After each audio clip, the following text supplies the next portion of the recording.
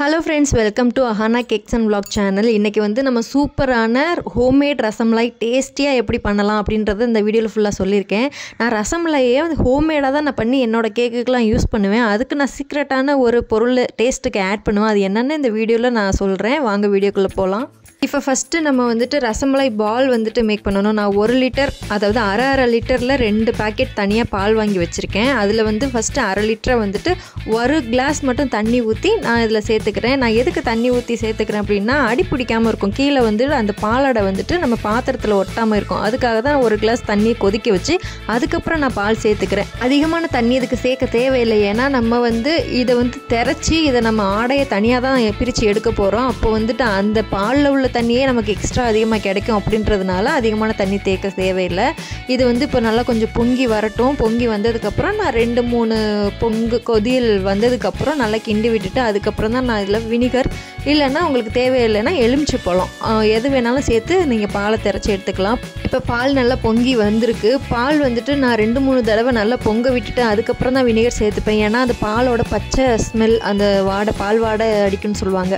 So அந்த பாலோட பச்சை ஸ்மெல் நல்லா போகிறது வரைக்கும் நான் வந்து பொங்க வச்சிருவேன்.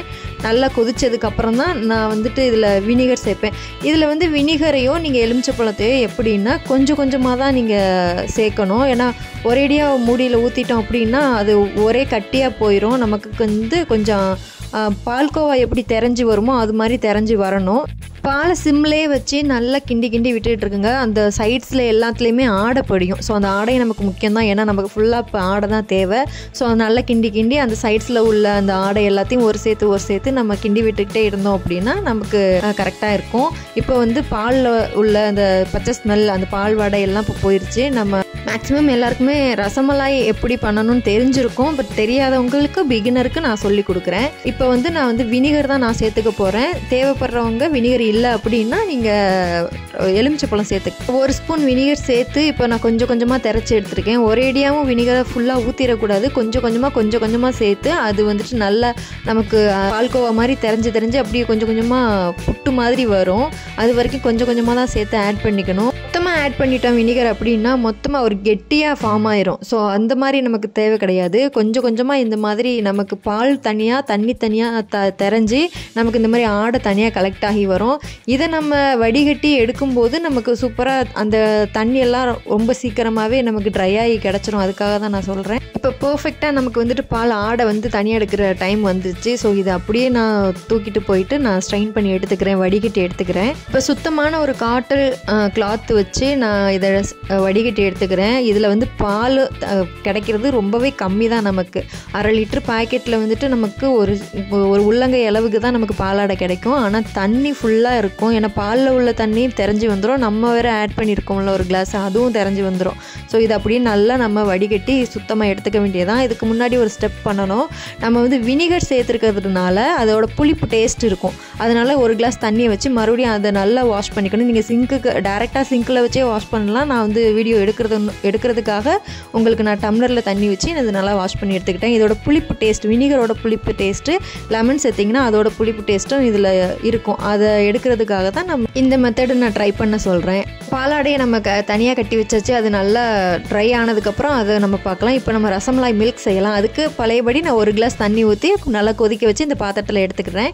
அதுக்கப்புறம் அதே மாதிரி 1 லிட்டரில் அரை லிட்டர் நான் ஆடை பண்ணிவிட்டேன். இன்னும் ஒரு அரை லிட்டர் நான் சேர்த்துக்கிறேன். இது முன்னாடி வந்துட்டு எனக்கு ரசமலாய்லாம் என்னன்னு தெரியாமல் இருந்தது. ஆனால் நான் எப்போ கேக் பேக் பண்ணணும் அப்போ ரசமலாய் ஃப்ளேவர்ஸில் நிறைய பேர் நம்மக்கிட்ட வந்துட்டு கேக் ஆர்டர் பண்ணாங்க. அப்போ பிகினிங்கில் நான் வந்து ரசமலாய் கடையில் வாங்கினேன். அந்தளவுக்கு எனக்கு இதாகவும் சாட்டிஸ்ஃபைடாகவும் இல்லை. பட் நான் ஹோம்மேடாக ரசமலாய் எப்படி பண்ணுறது அப்படின்னு கற்றுக்கிட்டதுக்கப்புறம் என்கிட்ட இப்போ இருக்கிற ஒன் ஆஃப் த செல்லிங் வந்துட்டு ரசமலாய் கேக் தான் அதிகமாக சேல் ஆகிட்டு இருக்கு. ரசமலாய் டேஸ்ட்டுக்காக நம்ம வந்துட்டு இன்னும் ஒரு 2 பொருள் நான் ஆட் பண்ணுவேன். அதில் ஒன்று உங்களுக்கு காட்டுறேன், ஒன்று உங்களுக்கு சொல்கிறேன். நீங்கள் ஸ்கிப் பண்ணாமல் நம்ம வீடியோவை பாருங்கள். நான் வந்து ரசமலாய் வந்துட்டு கேக்குக்கு அதிகமாக வந்துட்டு நான் தண்ணியாகவும் காய்ச்ச மாட்டேன், அது மாதிரி ரொம்ப கெட்டியாகவும் காய்ச்ச மாட்டேன்.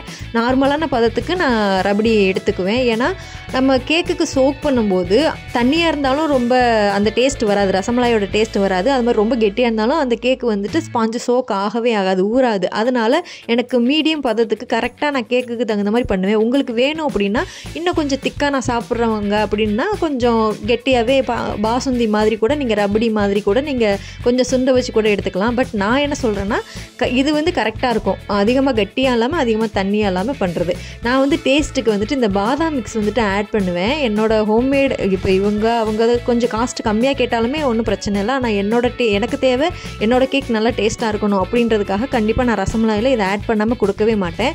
அப்புறம் மில்க் மேடும் ஸோ ரசமலாய் லவர்ஸ் எல்லாருக்குமே பிடிக்கும். பால் பிடிக்கிறவங்க, பால் சம்மந்தப்பட்ட ஃபுட்டு சாப்பிட்றவங்க எல்லாருக்குமே இந்த பாதாம் மில்க் வந்துட்டு இதில் ஆட் பண்ணிங்க அப்படின்னா சூப்பராக இருக்கும். நான் பண்ணுவேன் மறக்காமல். ஸோ நல்லா இதுக்கப்புறம் நமக்கு தேவையான அளவு சீனி, எவ்வளோ சர்க்கரை தேவையோ அந்த மாதிரி கூட்டவோ குறைச்சிக்கவோ நீங்கள் செய்யலாம். நான் நார்மலாக இதுக்கு போட்டிருக்கேன். இதில் லாஸ்ட்டாக ஒரு பொருள் சேர்ப்பேன், அதுவும் என்னன்னு நீங்கள் பார்த்துக்கோங்க. இது வந்து அடிஷ்னல் தான், பட் இருந்தாலும் இந்த டேஸ்ட் சூப்பராக இருக்கும், அட்டகாசமாக இருக்கும். அது நான் சொல்கிறேன். இப்போ நம்மளோட பாதாம் மில்க் வந்துட்டு ரெடி ஆயிடுச்சு. இது ஒரு பாத்திரத்துக்கு மாற்றிட்டு அதுக்கப்புறம் நம்ம வந்து பால்ஸ் செய்கிறதுக்கு ரெடி பண்ணிடலாம். ஸோ இதை ஒரு பாத்திரத்துக்கு நம்ம எடுத்து வச்சிடலாம்.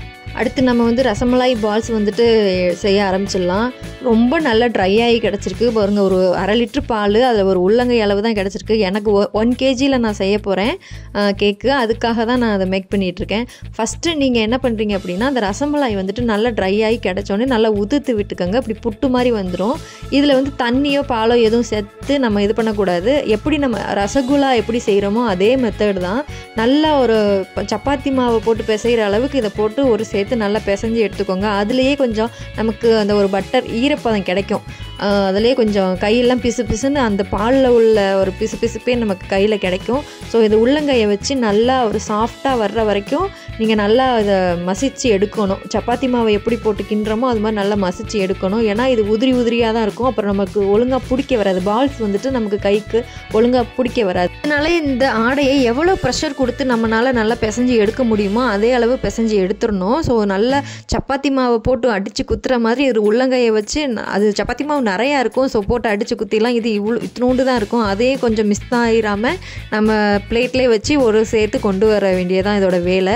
எந்த அளவுக்கு நம்ம சாஃப்டாக கொடுக்குறோமோ பிசைகிறோமோ அந்தளவுக்கு நமக்கு சாஃப்டாக ரசமலாய் நல்லா கிடைக்க ஆரம்பிச்சிடும். ஸோ இந்த மாதிரி ஒரு சேர்த்து எல்லாத்தையுமே பிசைஞ்சு எடுத்துக்க வேண்டியதான். தயவு செஞ்சு பாலோ தண்ணியோ சேர்த்துறாதீங்க. இது நம்ம அந்த ஆடையோட ஈரப்பதத்திலே தான் நம்ம வந்து மசிச்சு எடுத்துக்கணும்.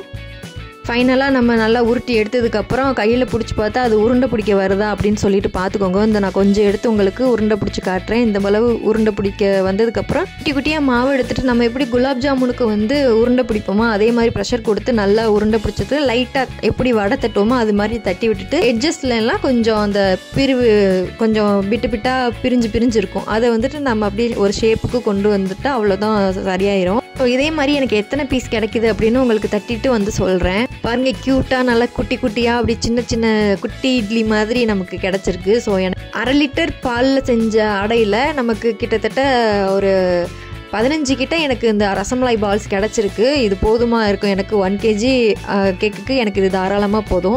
ஸோ நம்ம செஞ்சு வச்சுருந்த ரசமலாய் ரபடியை வந்துட்டு நான் அந்த பால் எடுத்து இதில் ஒரு பாத்திரத்துக்கு மாற்றிக்கிறேன். ஸோ இது கொஞ்சம் நல்லா சூடாக இருக்குது, கொஞ்சம் ஆறட்டும்.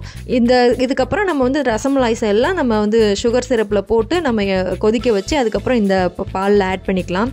இப்போ வந்து நான் 1/2 கப்பு வந்துட்டு சுகர் எடுத்திருக்கேன், அதில் 1/2 கப்பு தண்ணி எடுத்திருக்கேன். நீங்கள் எப்படி ரசகுல்லா எப்படி நீங்கள் மேக் பண்ணுறீங்களோ சுகர் சிரப்பில் எப்படி கொதிக்க வச்சு அதுக்கப்புறம் நீங்கள் போடுறீங்களோ அதே மாதிரி தான் கொஞ்சமாக தண்ணி எடுத்து அதில் சர்க்கரை போட்டு நல்லா கொதிக்க வச்சு 2 பக்கமும் திருப்பிட்டிங்கன்னா அப்படி நல்லா சாஃப்டாக இருக்கும். ஓவராகவும் கொதிக்க விட்டிங்க அப்படின்னா ரப்பர் மாதிரி ஆயிரும். ஸோ அதை நம்ம சாப்பிடவே முடியாது. ஸோ அதனால் ரொம்ப ஓவராகவும் கொதிக்க விடாமல் மீடியமாக 2 பக்கமும் திருப்பிட்டு வெந்ததுக்கப்புறம் அதை எடுத்து வடிகட்டிட்டு நம்ம பாலில் சேர்த்துக்க வேண்டியதான். அந்த சீனியோட கொஞ்சம் அழுக்கு வந்து மேலே இருக்கிறதுனால அதை அப்படி தனியாக எடுத்துக்கிட்டேன், அவ்வளோதான். ஸோ இதை வந்து நம்ம அப்படியே வடிகட்டிட்டு அதை அப்படியே நம்ம பாலில் சேர்த்துக்க வேண்டியதான். பாருங்கள், நல்லா சாஃப்டாக இருக்குது. ஓவராக கொதிக்க விட்டுறாதீங்க. ஓவராக கொதிக்க விட்டாலுமே நமக்கு ரப்பர் மாதிரி ஆயிரும், சாப்பிட முடியாது. கொஞ்சம் நல்லா இருக்காது டேஸ்ட்டு. ஸோ அவ்வளோதான், ரெடி ஆயிடுச்சு. இதை அப்படியே நம்ம எடுத்து கொஞ்சம் தண்ணியெல்லாம் ஸ்ட்ரெயின் ஆனதுக்கப்புறம் நம்ம ரசமலாய் மில்கில் சேர்த்துக்கலாம். நாங்கள் எப்படி செய்கிறது ரொம்ப சாஃப்டாக இருக்குது. ஸோ இதை எப்படி நான் சேர்த்துக்கிறேன். ஸோ சூப்பராக இருக்குது. இதில் வந்து இன்னொரு இன்க்ரீடியன்ட் நான் வந்து சேர்க்குறேன்னு சொன்னீங்களே, உங்களுக்கு தேவைப்பட்டால் மில்க் மேட் சேர்த்துக்கோங்க. டேஸ்ட் அட்டகாசமாக இருக்கும். ஸோ இதில் நான் லாஸ்ட்டாக சேர்த்துருப்பேன், இந்த சூடோடு சேர்க்கலை. ஸோ ஆனால் கூல் பண்ணதுக்கப்புறம் நான் மில்க் மேட் சேர்த்து சர்வ் பண்ணேன். அதனால தான் என்னோடய கேக் வந்துட்டு எனக்கு ரொம்ப சேல் ஆகுதா என்னென்னு தெரியல. ரசமலாய் தான் என்னோடய கேக்லேயே சேல் ஆகும். ஸோ இதே மாதிரி நீங்களும் பண்ணி எப்படி வந்திருக்குன்னு கமெண்ட்டில் சொல்லிட்டு போங்க. உங்களுக்கு இந்த வீடியோ பிடிச்சிருந்தா மறக்காமல் லைக் அண்ட் சப்ஸ்கிரைப் பண்ணி சப்போர்ட் பண்ணுங்கள். உங்களுக்கு என்ன வீடியோ வேணும் அப்படின்னு கமெண்ட்டில் சொல்லிட்டு போங்க. நான் இனிமேல் எல்லாத்துக்கும் ரெஸ்பாண்ட் பண்ணுவேன். பாய்.